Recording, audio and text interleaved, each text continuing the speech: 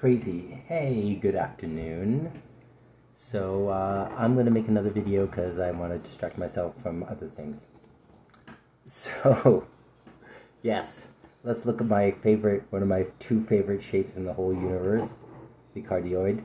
There we are. There's a cardioid. Let's take the red off. There we go. So there's a cardioid, which I consider such a beautiful shape because if there was a circle in here, this would be another circle that basically just like rolls around that other circle. And then what was the furthest away becomes touching. Okay, so this in my model, basically this is a hydrogen atom in deepest space. It's taking up the most room possible. And then it slowly through gravity gets compacted until it is at maximal density and it's some neutronium in a neutron star.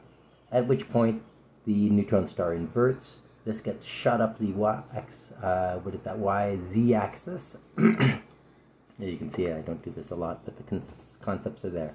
Okay, so you get shot up the z-axis, right? And then you explode because you're a neutron. And then you explode, and then you become some hydrogen again. Okay? This is a 10 to the 54 minimum size difference between a neutron and a piece of decayed hydrogen, like some decayed hydrogen. And that is exactly what a neutron decays into. Okay? It's that simple. So, anyways, so I love this shape. Okay? And here's there we go.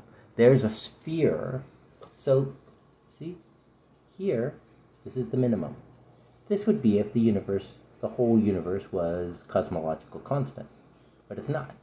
Different parts of the universe get more and more dense, and then all of a sudden they become neutronium, and then they fall and become a black hole and dispense themselves through the universe, just like a heron's fountain sort of thing, only a real one. Because gravity and the little trick of things, because really if you think about it, here there's the highest energy possible, right? So that means time and space are all completely contracted here, and this is why that guy that I contacted, but he's ignoring me, no doubt, because who am I? I'm an idiot. But this is like the Janus point. The neutron is the Janus point. The neutron is like double cover. I explained that in one of my other videos.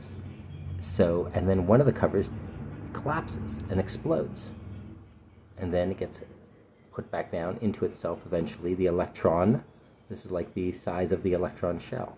The electron shell gets pushed down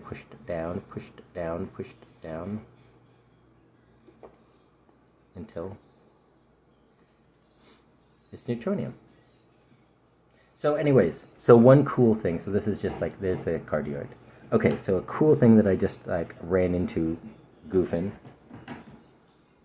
is, let's make that a double cardioid. So where there was a B here in my equations, and if you asked me if you really cared, I could like show you all the equations and all that stuff, because they're just equations. Anyways, so the B. So we're going to change the B to a 2 instead of a 1. So that's going to be like a double cover. It's like a double cardioid sort of shape, but it's not a cardioid anymore. It's 2 of them. Right? Which looks like a toroid, right? Everyone's going to say, oh yeah, that's like some kind of weird like double toroid thing. It's like one inside the other. Okay, and you look at this. I'm going to stop it, and I'm going to take out the sphere so we can look at this more. Okay, so you look at this, and I'm going to get it spinning again. And let's even tip it a bit, baby. Get it spinning. Okay. So you look at this and you go, oh yeah, so the stuff goes down the funnel there and through the loop-de-loopy part, which let's pretend is a black hole-y thing, and then it gets spit out and comes back down, right?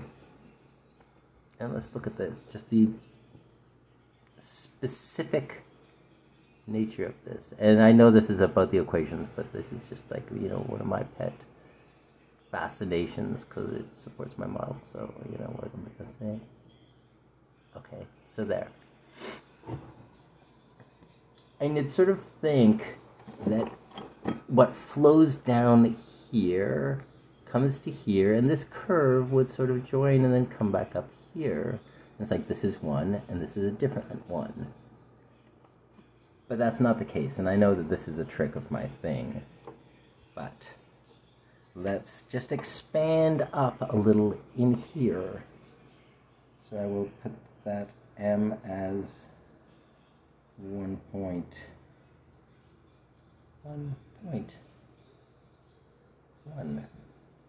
And I will input that. Oh, shoot. Input 1. Enter.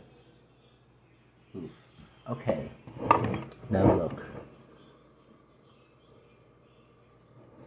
It falls down.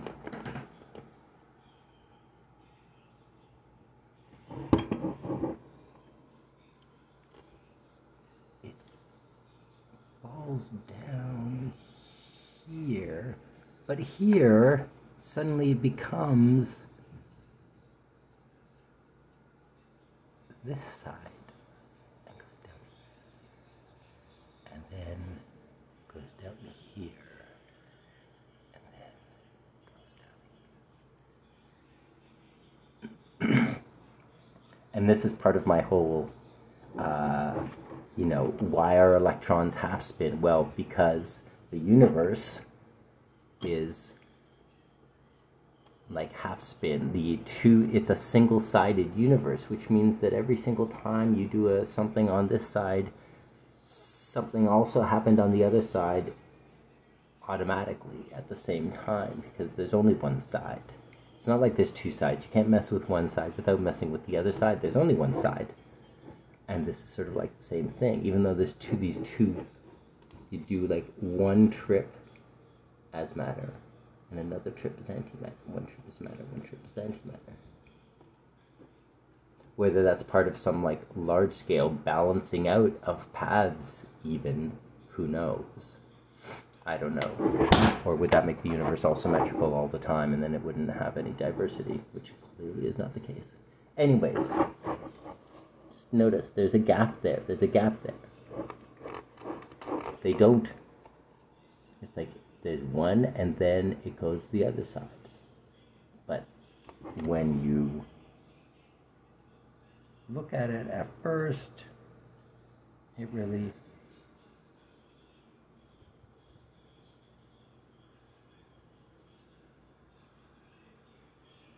oops.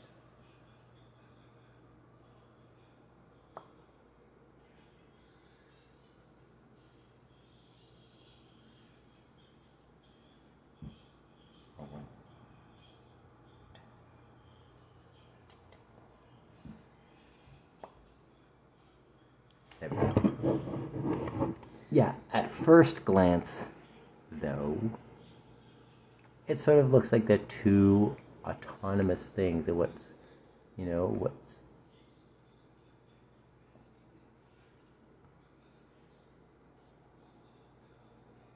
Oh, wait, spinning wrong direction.